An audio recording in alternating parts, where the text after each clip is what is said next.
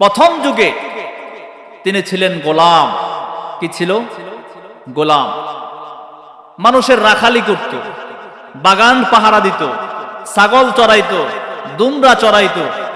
কিন্তু শেষ জামানায় উনি এমন হয়েছেন যে দূর থেকে, বহু দূর থেকে হাজার হাজার মানুষ সফর করে ওনার কাছে আসতো দু চারটা কথা শোনার জন্য, ওনার নসিহত গ্রহণ করার জন্য। আল্লাহ ওনাকে হিকমত দিয়েছেন, যার স্বীকৃতি রব্বুল আলামিন কোরআনের মধ্যে তিনি দিয়ে দিয়েছেন। এত জ্ঞান দিয়েছেন একজন গোলামকে যে পৃথিবীর বিভিন্ন প্রান্ত থেকে মানুষ তার কাছে নসিহত নেওয়ার জন্য, বুদ্ধি নেওয়ার জন্য, পরামর্শ নেওয়ার জন্য তার কাছে আসত। অথচ তিনি ছিলেন প্রথম জীবনে কি ছিল? গোলাম। কথা বলেন না, কি ছিল? গোলাম। মুহতারাম হাজিরিন, গভীর মনোযোগ দিয়া খুব ভালো করে বুঝবেন, একজন গোলামের কথা রব্বুল আলামিন তার কোরআনে হাকিমের মধ্যে জায়গা দিয়ে দিলেন। আর পৃথিবীর মধ্যে, পৃথিবীর শুরু থেকে কিয়ামত পর্যন্ত যত মানুষ আসবে রব্বুল আলামিনের এই কোরআন তেলাওয়াত করবে, আর ওই গোলামের কথা স্মরণ করে হযরতে লোকমানের নসিহত থেকে মানুষ শিক্ষা নিবে। একজন গোলাম কেমন ভালো মানুষ? আল্লাহর নবীর জামানায়, বিশ্ব নবী রাহমাতুল লিল আলামিনের যুগে একজন কালো মানুষ আল্লাহর নবীর কাছে এসে বলে, ইয়া রাসূলুল্লাহ, ইয়া হাবিবাল্লাহ, আমার চেহারা ভালো না, দেখতে সুন্দর না, মানুষ আমাকে নিয়ে ঠাট্টা করে, বিদ্রূপ করে। আল্লাহর নবী বলেন, তোমার মনে কি এই জন্য কোনো সংকোচ বোধ হয়? নিজেকে মানুষ তোমাকে নিয়ে ঠাট্টা করে এই জন্য তোমার মনে কষ্ট পাও নাকি? আল্লাহর নবী বলেন, মনে কষ্ট নেওয়ার কোনো কারণ নাই। কেন কেন ইয়া রাসূলুল্লাহ, কেন কেন কি সান্ত্বনা দিবেন দেন। আল্লাহর নবী বলেন, পৃথিবীর মধ্যে তিনজন মানুষ এমন ছিল, যেই তিনজন মানুষ গোলাম ছিল। চেহারাটা দেখতে ভালো ছিল না, কুৎসিত ছিল, মানুষের কাছে পছন্দনীয় ছিল না, কিন্তু একজনের কাছে তিনি সবচেয়ে বেশি পছন্দ ছিল। তিনি কে?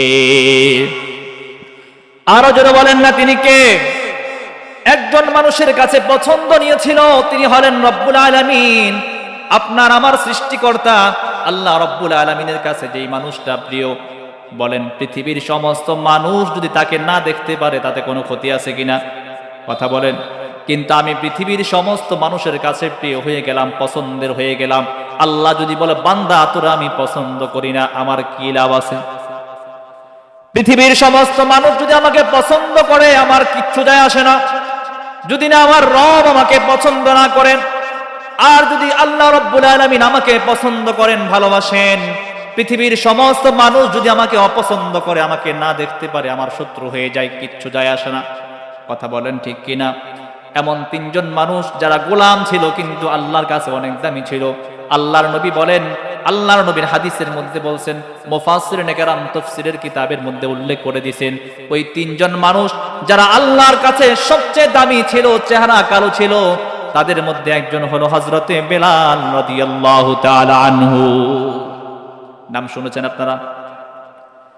কেমন দামি ছিল হযরতে বেলাল?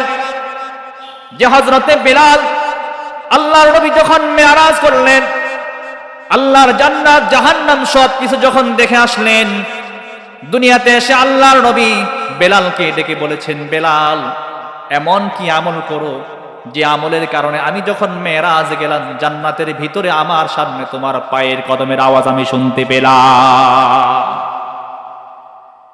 এত দামি ছিল, ওই দিকে যাওয়ার ইচ্ছা নাই।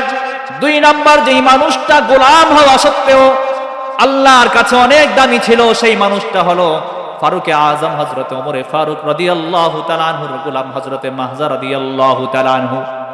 তিন নম্বরে, যেই মানুষটা আল্লাহর কাছে সবচেয়ে পছন্দনীয় ছিল, সেই মানুষটার কথাই আজকে আপনাদের সামনে আলোচনা করছি। তিনি আর কেউ নয়, তিনি হলেন হযরতে লোকমান আলাইহিস সালাম। আল্লাহ তাকে এত ভালোবাসতেন, কোরআনের মধ্যে একটা সূরার নামই রাখলেন সূরাতুল লোকমান। একজন ব্যক্তির নামে আল্লাহ কতটা তাকে ভালোবাসলে, ওই ব্যক্তির নাম আল্লাহ কোরআনে সূরার নাম রাখলেন কি? সূরাতুল লোকমান।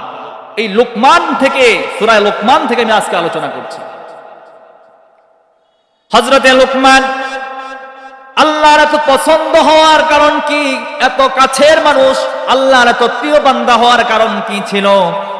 আমাদের মতো বাটপার সিটার 6 নাম্বার মানুষ ছিল না। কথা বলেন ঠিক কিনা? দেওয়ার সময় আমরা 6 9 দিয়া আর নেওয়ার সময় 9 6 বুঝে, এটা হলো আমাদের অভ্যাস। কথা বলেন ঠিক কিনা? দেওয়ার সময় নিজে দিতে গেলে 6 9 বুঝাইয়া দেয়, আর অন্যের কাছ থেকে নেওয়ার সময় 9 6 বুঝা নেই। কথা বলেন ঠিক কিনা? কিন্তু হযরত লোকমান আলাইহিস সালাম এমন মানুষ ছিল না, খুব ভালো মানুষ ছিল। তাফসীরের কিতাবের মধ্যে মুফাসসিরিনে কেরাম একটা ঘটনা উল্লেখ করেছেন, লোকমান কেমন ভালো মানুষ ছিল। এই আলোচনা দাস করে আমি আমার মূল আলোচনায় চলে যাচ্ছি, খুব মনোযোগ দিয়ে বুঝবেন। আল্লাহর নবী এই লোকমান আলাইহিস সালামের প্রশংসা করেছেন। আইয়ামে জাহিলিয়াতের যুগের মানুষগুলো পর্যন্ত এত খারাপ ছিল, সেই খারাপ মানুষগুলো পর্যন্ত হযরতে লোকমানের নাম তারা নিত। কেন কেন? হযরতে লোকমান আলাইহিস সালাম সবচেয়ে গুণী মানুষ ছিল, জ্ঞানী মানুষ ছিল, যার কারণে আইয়ামে জাহিলিয়াতের মানুষগুলো পর্যন্ত লোকমান আলাইহিস সালামের গুণ নিয়ে আলোচনা করত। কেন আল্লাহর এত পছন্দ হলেন? হযরতে লোকমান আলাইহিস সালাম একজন মানুষের গোলাম ছিল, আগেই বলেছিলাম। এক মালিকের গোলাম ছিল, এক মালিকের ফল বাগানের পাহারাদার ছিল। এক বাগানের পাহারাদার টানা 12 বছর এক যুগ পাহারা দিলেন। কয় বছর? আরো জোরে বলেন না, কয় বছর? 12 বছর পর্যন্ত একটা ফল বাগানের পাহারাদার হযরতে লোকমান আলাইহিস সালাম। মালিক দেখতেছে যেই বাগানের পাহারাদার হযরতে লোকমান আলাইহিস সালাম, ওই বাগান থেকে মালিকের খালি লাভ আর লাভ, কোনো লস নাই। ওই বাগানের ফল বিক্রি করে অনেকগুলো বাগান সে করতে পারছে, অনেক কিছু করে ফেলছে। এক যুগ পরে লোকমানকে বলে, লোকমান, সময় হয় না তোমার বাগানটা দেখার জন্য? তুমি এমন কি ফল গাছ লাগাও, এমন কি দেখাশোনা করো, এমন কি পরিচর্যা করো, যে বাগানের ফল বিক্রি করে আমি অনেক ধনী হয়ে গেছি, অনেকগুলো বাগানের মালিক হয়ে গেলাম। হযরতে লোকমানকে বলে, লোকমান, আমি অমুক দিন তোমার বাগানটা দেখতে আসব। মনিব কথা অনুযায়ী বাগানের কাছে চলে গেলেন। সংক্ষেপ কথা, বাগানের কাছে গিয়ে বন্ধুদেরকে নিয়ে যখন গেলেন, বললেন, এই যে আমার এই বাগানের মালিক পাহারাদার খুব ভালো মানুষ, তার এই বাগান থেকে আমি অনেক টাকা আয় করি, অনেক টাকা লাভবান হয়েছি। যাও লোকমান, ভিতর থেকে কিছু মিষ্টি মিষ্টি সুস্বাদু ফল নিয়ে আসো, যেই ফলগুলো আমি আমার বন্ধুদেরকে নিয়ে খাবো। হযরতে লোকমান আলাইহিস সালাম ফল নেওয়ার জন্য ভিতরে গেলেন, বাগান থেকে সুস্বাদু মজাদার ফল নিয়ে আসলেন, মালিকের সামনে পেশ করলেন। মনিব, নেন সুস্বাদু ফল, খুব মজাদার ফল, খান। মনিব যখন বন্ধুদেরকে নিয়ে ফলটা মুখে দিলেন, ইন্না লিল্লাহ পড়লেন, এতটাই চুকা, এতটাই টক, খাওয়ার যোগ্য না। এত চুকা, এত টক, এই ফল তো গলা দিয়া নামে না। মেজাজ গরম হয়নি? বলছে সুন্দর সুন্দর ভালো মিষ্টি ফল নেওয়ার জন্য, এখন এমন ফল আনছে যে এই ফল গলা দিয়ে নিচে নামে না, পুরাই চুকা। হযরতে লোকমানের মনিব চেতে গেলেন, রাগান্বিত হয়ে লোকমানের উপরে তিনি রেগে গেলেন। লোকমান, তোমাকে বুদ্ধিমান মানুষ মনে করেছিলাম, তুমি তো সবচাইতে বোকা। 12 বছর পর্যন্ত আমার এই বাগানের তুমি পাহারাদার, কোন গাছের ফলটা মিঠা, কোন গাছের ফলটা চুকা তুমি আজও পর্যন্ত চিনলা না।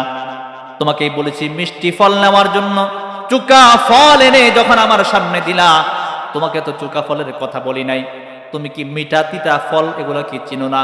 হযরতে লোকমান বলেন, কি জবাব দেয় খুব ভালো করে বুঝবেন। হযরতে লোকমান আলাইহিস সালাম জবাব দেন, মনিব, আপনি তো আমার উপরে রাগ হয়ে গেলেন, কিন্তু আমার একটা কথা আপনি শুনেন। আপনি যেহেতু আমাকে আপনার বাগানের পাহারাদারি দিলেন, আজকে 12 বছর যাবত আপনার এই বাগানের পাহারাদার আমি। যেহেতু আপনার বাগানের আমি পাহারাদার, মাস শেষে আপনি আমাকে বেতন দেন, অতএব আপনার বাগানটা আমার কাছে আমানত। আপনার বাগান যেহেতু আমার কাছে আমানত, আমি আমানতদারিটা ঠিক রাখতে গিয়ে আজকে 12 বছর হয়ে গেছে, এক যুগ পের হয়ে গেছে, আজও পর্যন্ত আপনার ওই বাগান থেকে আমি একটা ফল মুখে দিয়া দেখি নাই, তিতা নাকি চুকা না মিষ্টি। মনিব আবার বলেন, যেহেতু 12 বছর হয়ে গেছে আপনার বাগান থেকে একটা ফল আমি খেলাম না, একটা ফল আমি মুখে দিয়া দেখলাম না, এটা কি টক নাকি মিষ্টি? বলেন মালিক, আপনার আমানত রক্ষা করতে গিয়ে একটা ফল আমি মুখে দেই নাই 12 বছরে। এবার বলেন কি করে বলবো কোন ফলটা মিঠা আর কোনটা চুকা?